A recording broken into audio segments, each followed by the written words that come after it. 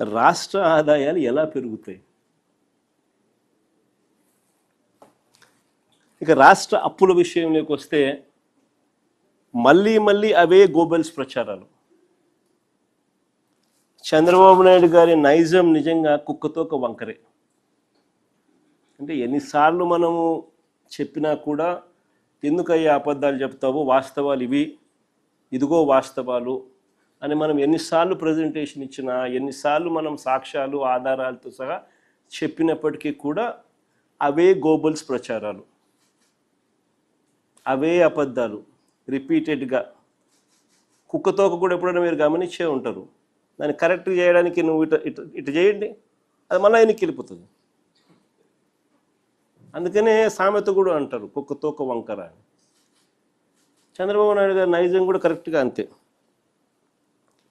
మొన్నటి బడ్జెట్ ప్రసంగంలో కూడా ఏకంగా 9.74 లక్షల కోట్లు అప్పులు మేము మిగిల్చామంటారు. బడ్జెట్ ప్రసంగంలో వీళ్ళన్న మాటలు అసలు నిజాలేంటో తెలుస్తాయని, రాష్ట్రానికి సంబంధించిన అప్పులు ఎంతుంటాయో రాష్ట్ర ప్రజలకు ఎక్కడ తెలిసిపోతుందేమోనని ఏకంగా బడ్జెట్ పేపర్స్లో అప్పులకు సంబంధించిన టేబుల్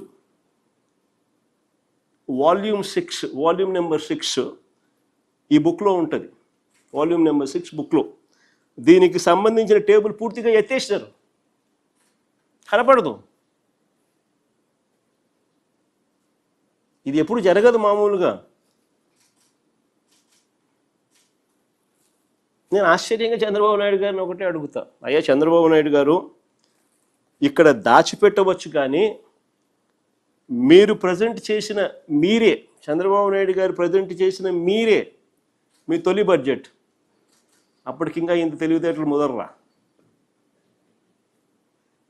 ఈయన ప్రజెంట్ చేసిన 2024-25 బడ్జెట్ డాక్యుమెంట్స్లో క్లియర్గా అప్పు ఎంత ఉంది అని, రాష్ట్రానికి సంబంధించిన అప్పులు ఎంత ఉన్నాయని చెప్పి రాసినాడు. పోనీ కాంప్ట్రోలర్ అండ్ ఆడిట్ జనరల్ వాళ్ళు 23-24 లెక్కల్లో కనిపిస్తుంది. వాళ్ళు 23-24 లెక్కలు మరుసటి సంవత్సరం ఇస్తారు. 23-24కు సంబంధించిన లెక్కలు 24-25లో వాళ్ళు రిలీజ్ చేస్తారు. లెక్కలు, ఆడిటెడ్ లెక్కలు. ఆ లెక్కలు చూసినా కనిపిస్తుంది. చంద్రబాబు నాయుడు గారు ప్రవేశపెట్టిన 24-25 మొట్టమొదటి సంవత్సరం ఆయన ప్రవేశపెట్టిన బడ్జెట్ చూసినా కనిపిస్తుంది. దాంట్లో రాష్ట్రానికి ఎన్ని అప్పులు ఉన్నాయి, ఎవరి హయాంలో ఎంత అప్పు చేశారు అని చెప్పి క్లియర్ కట్గా టేబుల్స్లోనే ఉన్నాయి. 2014 వరకు ఇది బడ్జెట్ డాక్యుమెంట్ క్లియర్ కట్గా మీకు అందరికీ కనిపించే విధంగా చూపిస్తా ఉన్నాం. Page number 14, page number 16 budget document 24-25 Chandrababu Naidu గారు మొదటి సంవత్సరానికి సంబంధించి చూస్తే ఇక్కడ మీరు గమనిస్తే 2018 మన హయాం చివరికి అంటే 2023-24కు సంబంధించి చూస్తే పబ్లిక్ డెట్ అవుట్ స్టాండింగ్ 4,91,734 కనిపిస్తుంది. తర్వాత state guarantees government guarantees out standing అనేది పేజ్ నెంబర్ 16లో కూడా 23-24లో మరో 1,54,797 కోట్లు కనిపిస్తుంది.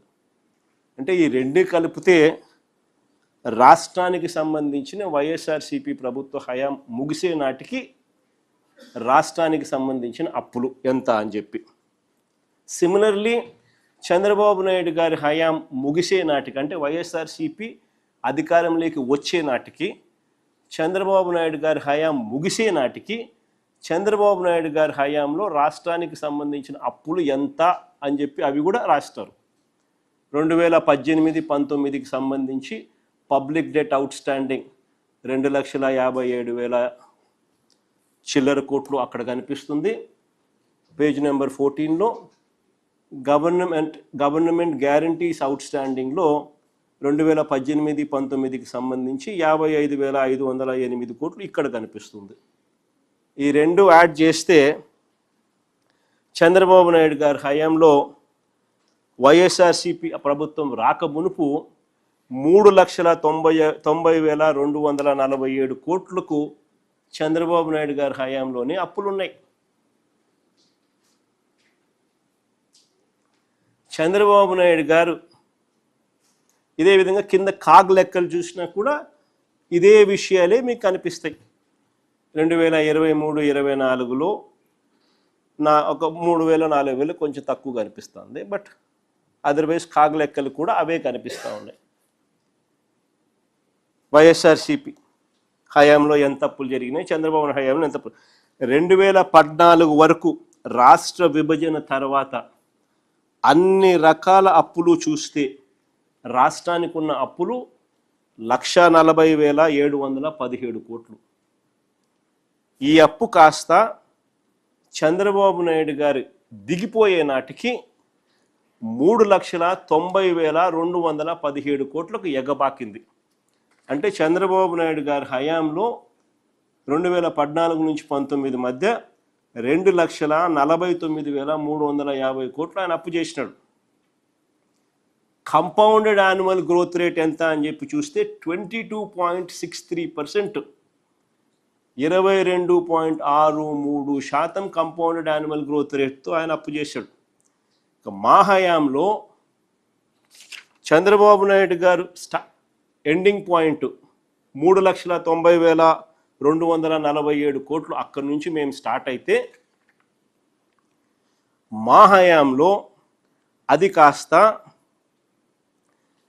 7,21,917 అన్ని రకాల అప్పులు లెక్కేసుకుంటే అక్కడ క్లియర్ కట్గా రాసినారు చూడండి. 4 లక్షల అక్కడ క్లియర్గా రాసినారు చూడండి. Public debt and public account, direct government debt, రాష్ట్రానికి సంబంధించిన బైఫర్కేషన్ నాడు 1,18,000, 31 మార్చ్ 2019 అంటే చంద్రబాబు నాయుడు గారు అధికారంలోకి దిగే నాటికి 2,57,000 కోట్లు, 31 మార్చ్ 2024 4,91,000కు పోయింది. దానికి అడిషనల్గా మళ్ళీ state government debt and state government guaranteed debt, ఈ రెండు కూడా కలుపుకుంటే 1,18,000 కాస్త స్టేట్ బైఫర్కేషన్ నాటికి 1,32,000 ఉన్నట్టు, 31 మార్చ్ 2019కు 3,13,000 చంద్రబాబు నాయుడు గారి గవర్నమెంట్ చివరి నాటికి ఉన్నట్టు, మా గవర్నమెంట్లో చివరి నాటికి 6,46,531 కోట్లకు ఉన్నట్టు. దీనికి మళ్ళీ అదనంగా non guaranteed liability of state public sector undertakings కూడా యాడ్ చేస్తే మరో 8,000 రాష్ట్రానికి విభజనకు సంబంధించిన ముందు పీరియడ్లో కూడా యాడ్ చేస్తే టోటల్గా రాష్ట్ర విభజన నాటికి 1,40,717 కోట్లు రాష్ట్ర ప్రభుత్వానికి ఉన్న అప్పు. అదే అప్పు రాష్ట్రం చంద్రబాబు నాయుడు అధికారంలో నుంచి దిగిపోయే నాటికి 3,90,247 కోట్లకు ఎగబాకిన పరిస్థితి. అదే అప్పు మేము దిగిపోయే నాటికి 7,21,918 కోట్లకు ఎగబాకిన పరిస్థితి. చంద్రబాబు నాయుడు గారు నికరంగా అప్పు చేసింది 2,49,350 కోట్లు at a compounded annual growth rate of 22.63%. మేము చేసిన నికర అప్పు